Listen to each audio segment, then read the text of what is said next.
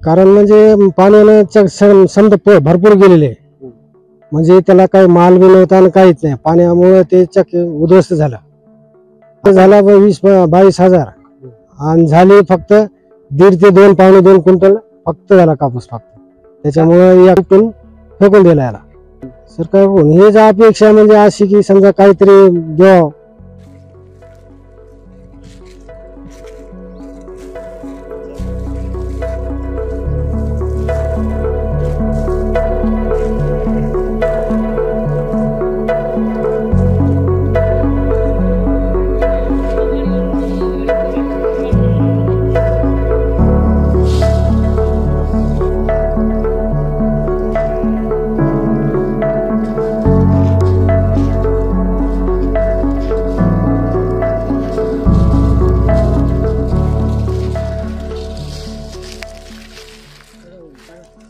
काही शेतीमध्ये काही उत्पन्न झालं नाही, काय नाही. 2-3 एकर शेती आहे, माणसं आहे तर बखळ. ते पाण्याच्या पुरवठानं चक वाहून सनी गेलं, काही सुद्धा पीक नाही आलं.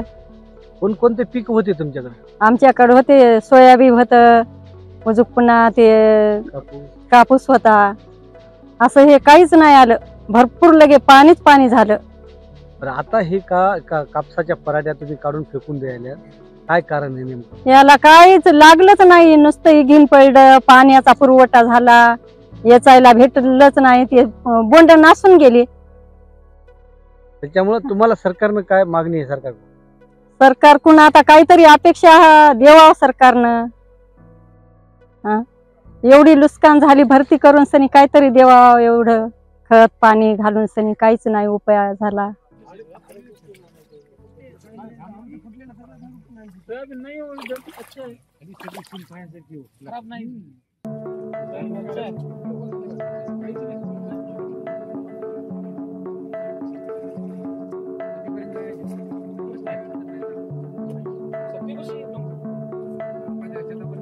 सरस्वती काय लावलं होतं? कापूस लावला होता.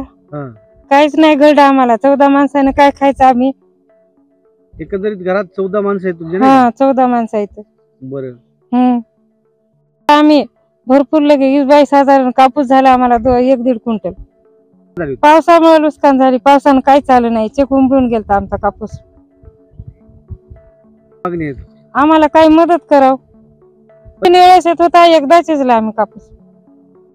काय भाव आहे? काय भाव लागते आता काय माहित त्याला.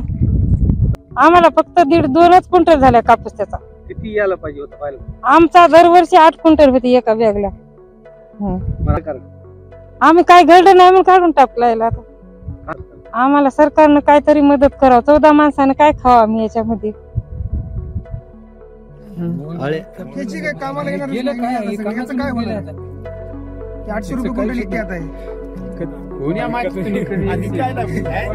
घरी नेऊन ठेवू तू कोम फुटत त्याला.